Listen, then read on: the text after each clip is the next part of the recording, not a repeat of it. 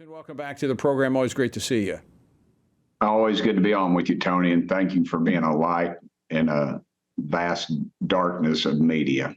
Well, I appreciate that, and we want to help give those of you who are shining lights on these issues on Capitol Hill the opportunity to do so for the American public.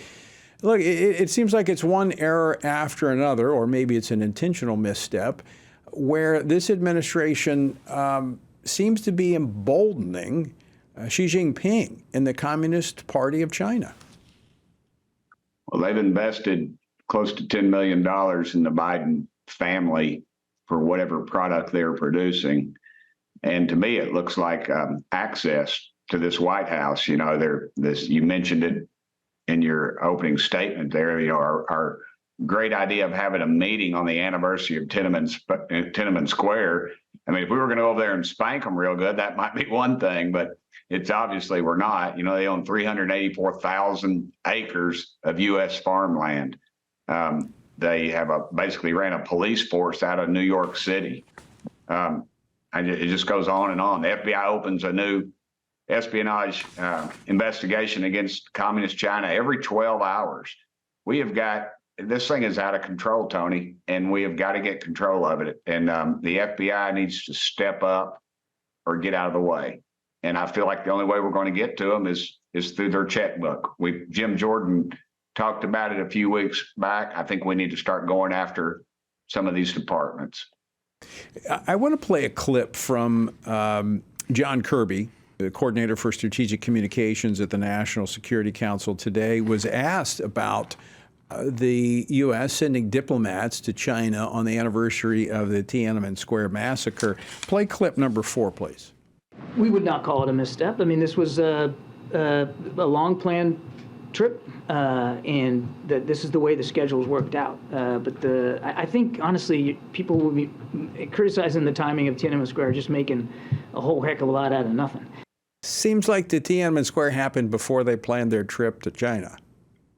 Well, it also seems like this is an administration that's steeped in symbols and signals, and then all of a sudden, one of the most courageous events that happened and one of the most brutal events that's happened in the last few decades, Tiananmen Square. Everybody knows it. You say Tiananmen Square, and what do you think of? You think of that one brave man who nobody knows who he is and whatever happened to him that stood in front of that tank. Right, I remember in that. Tiananmen Square. You know, it was a massacre. They massacred freedom-loving people, and here we are. We're almost celebrating it. This administration has once again shown it has no moral compass whatsoever, and frankly, it's disgusting. I mean, it just goes.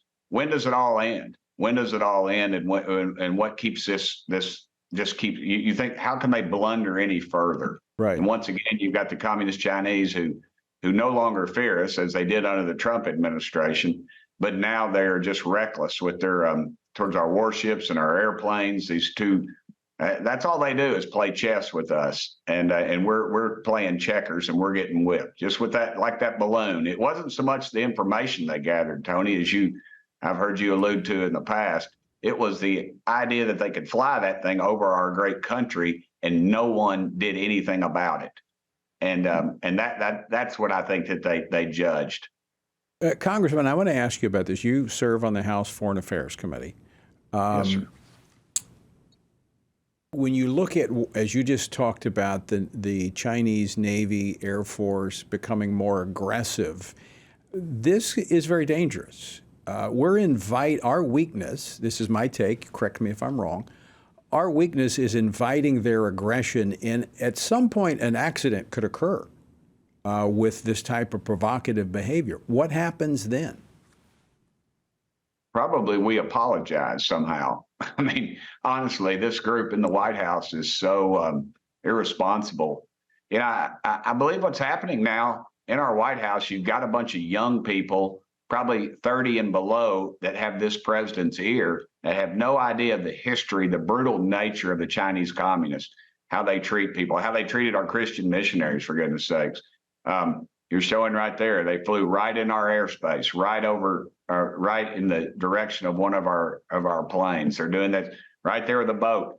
they're basically thumbing their nose at the United States of America because they know we'll not respond. And that's when they're going to move on Taiwan. They'll move on Taiwan, and I'm sure our leadership will write them a stern letter, and all of Congress will be up and roar. But we won't have anything to do anything with, and we won't do anything. And that'll be the bottom line, and they realize that. And the rest of the world will be watching.